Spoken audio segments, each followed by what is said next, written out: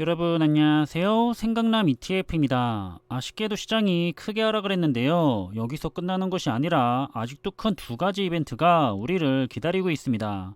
하지만 시장은 부정적인 의견이 많은 것 같은데요. 그럼 이번에도 시장의 주요 흐름과 이슈들에 대해서 한번 관련된 내용을 살펴보겠습니다. 현재 미국의 증시는 분위기가 좋지 않은데요. 기대를 했었지만 여전히 강력했던 패드의 매파적인 발언이 시장을 아래쪽으로 끌어내렸습니다.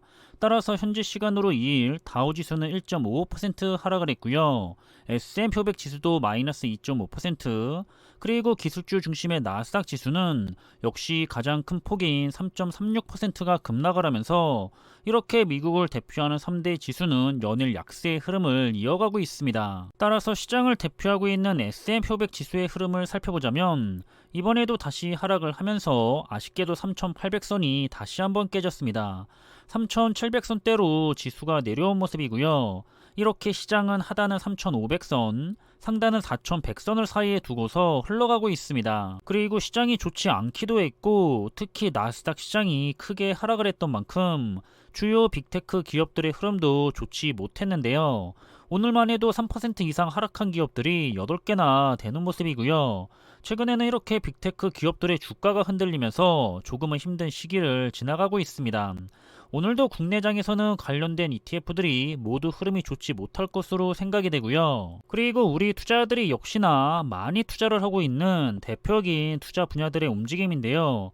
일단 지수 ETF들은 당연히 크게 하락을 했고요. 그리고 반도체 테마를 대표하고 있는 주요 ETF들도 역시나 모두 3% 정도는 하락을 했습니다. 또 글로벌 자율주행이나 글로벌 2차전지, 그리고 스마트 모빌리티 ETF도 역시 모두가 시장과 함께 하락을 했고요. 따라서 역시나 관련된 모든 테마의 국내 ETF들은 오늘은 좋지 못한 흐름을 가져가다가 마무리가 될 것으로 생각이 됩니다. 사실 오늘 시장의 초기의 흐름은 괜찮았는데요. 패드는 성명서를 통해서 여전히 데이터를 확인해 봐야겠지만 이제는 금리 인상의 속도 조절을 하겠다는 의미의 문구 때문에 시장이 긍정적으로 반응을 했었습니다.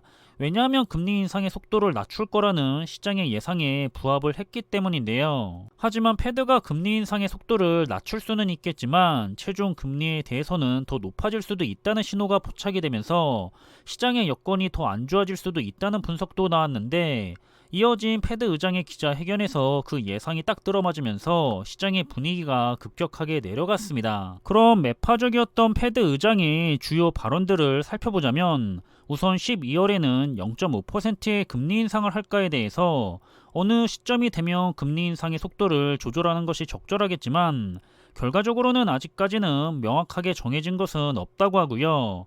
계속해서 경기 지표들의 데이터를 확인할 거라고 했습니다. 그러면서 금리 인상의 속도를 줄이는 데는 꼭 인플레이션이 하락을 하는 것을 봐야 하는 것은 아니라고 덧붙였고요. 그리고 문제가 됐었던 최종 금리에 대한 내용인데, 최종 금리의 수준은 이전의 예상보다는 높을 거라고 하면서 자신들은 금리를 더 올릴 필요가 있다고 생각을 하고 그렇게 진행도 할 거라고 언급을 했습니다. 이 말은 결국에는 금리의 인상 속도를 낮추더라도 최종 금리가 낮아지는 것은 아니기 때문에 시장에는 당연히 악재로 받아들여졌고요. 그렇기 때문에 긴축과 관련해서 시장은 세 가지의 질문이 있는데, 우선 첫 번째로는 얼마나 빨리 금리를 올릴 것인가에 대해서는 자신들은 신속하게 움직여왔고 앞으로는 느려질 거라고 했습니다. 그리고 두 번째로는 그럼 얼마나 금리를 높게 올릴 것인가에 대해서는 앞으로도 지속적으로 금리를 올리는 것이 적절할 거라고 하면서 이제는 금리 인상의 속도가 중요한 것이 아니라고 했는데, 왜냐하면 앞으로는 금리 인상의 속도보다도 얼마나 금리를 높게 올린 다음에 그 높아진 금리를 얼마 동안 유지를 할 것인가가 훨씬 더 중요하다고 언급을 했습니다. 따라서 금리 인상을 중단하는 것은 현재로서는 시기상조라고 하면서 자신들은 가야 할 길이 남아있고 충분히 제약적인 수준까지 지속적으로 금리 인상을 할 것을 언급을 하면서 시장의 기대감을 무너뜨렸고요. 하지만 자신들은 지나치게 긴축을 해서 경제가 심각한 침체로 빠지게 될 것 같다면 다시 경제활동을 강력하게 만들 도구가 있기 때문에 괜찮다고 되는데요. 이건 언제든지 시장 친화적으로 돌아설 수가 있다는 의미로 해석을 하고 있습니다. 아무튼 패드가 긍정적으로 생각을 하려면 노동시장과 인플레이션의 수치가 수치가 점점 둔화가 되는 모습이 보여야 하는데요. 하지만 자신들은 아직 그런 신호를 보지 못했다고 하고요. 따라서 최종 금리는 9월의 예상이었던 4.6%보다도 높아야 한다고 언급을 하면서 시장이 실망감에 급락을 했었다고 이해를 하시면 될 것 같습니다. 정리를 하면 시장이 기대를 하고 있었던 부분은 금리 인상의 속도에 대해서 조절론이 나오게 되니까 이걸 더 낮은 최종 금리를 의미하거나 금리 인하의 시작이 더 빨라질 수도 있겠다는 기대감을 시장이 가지고 있었던 건데요. 패드는 그런 것은 없다고 선을 그은 거죠. 속도를 조절하게 되더라도 예상을 했던 최종 금리까지는 올라갈 거고요. 오히려 그 최종 금리 또한 수준이 기존보다 더 높게 잡혔기 때문에 당연히 시장에는 악재가 됐습니다. 그런데 아쉽게도 시장의 하락은 여기서 끝나는 것이 아니라 앞으로 남아있는 두 가지 중요한 이벤트가 또 문제가 되고 있는데요. 우선 FOMC의 결과는 보셨듯이 좋지가 않았고요. 그럼 4일에 발표를 하게 되는 10월의 고용보고서가 중요한데 여기서 또 둔화되는 수치가 나오지 않는다면 계속해서 패드가 강력한 긴축을 할 수밖에는 없게 만들기 때문에 당연히 시장이 추가로 하락할 가능성을 크게 보고 있는 사항입니다. 왜냐하면 이미 시장에서는 9월의 고용 시장도 여전히 뜨거웠다고 분석을 하고 있기 때문에 이건 당연히 패드가 원하고 있는 방향은 아니죠. 당연히 4일에도 시장이 충격을 받을 거라고 전문가들은 예상을 하고 있고요. 그럼 다시 시장을 살릴 수가 있는 이벤트는 10일에 발표가 되는 CPI의 보고서인데요.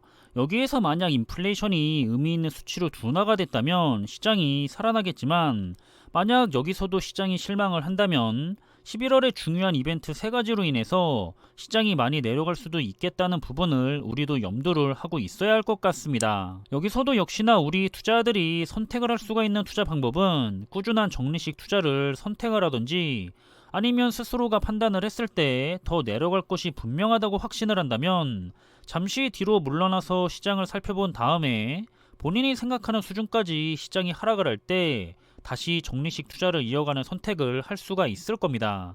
다만 절대로 하면 안 되는 행동은 시장을 빠져나가 있다가 좋은 타이밍에 맞춰서 한 번에 크게 타이밍 투자를 하는 것은 웬만해서는 하지 말라고 전하고 싶고요. 아쉽게도 이번 FOMC의 결과는 시장이 원하는 방향으로 진행이 되지는 않았지만 어쨌든 이렇게 단기적으로 크게 움직이는 것은 크게 신경을 쓸 필요가 없습니다. 결국에는 제자리를 찾아서 흘러갈 거기 때문에 우리는 묵묵하게 시장을 인내하면 되고요. 따라서 항상 이런 단기적인 흐름에 대해서 너무 큰 신경을 쓰면서 스트레스를 받는 투자자분들은 이런 시장의 변동성에 대해서도 충분하게 익숙해질 필요가 있을 거라 생각이 됩니다. 무엇보다도 흔들리는 심리를 스스로가 잘 컨트롤해야 하고요. 아마도 우리가 빨리 시장이 회복을 했으면 하면서 기대를 했을 뿐이지 이렇게 흘러갈 거라고 전혀 예상을 하지 못한 분들은 많지가 않을 거라 생각을 합니다. 전에 말씀을 드린 것처럼 앞으로도 1년은 속 편하게 시장이 계속해서 힘들 거라고 생각을 하는 게 오히려 마음이 편할 거고요. 그럼 우리는 앞으로도 그 1년이라는 시간 동안에 좋은 자산을 많이 모아두면 끝이겠죠. 모쪼록 지금의 시간을 즐기면서 투자를 했으면 좋겠고요. 그럼 이번에 준비한 내용은 여기서 마무리하겠습니다. 저는 다음에 더 좋은 정보들을 가지고 다시 찾아뵙겠습니다. 감사합니다.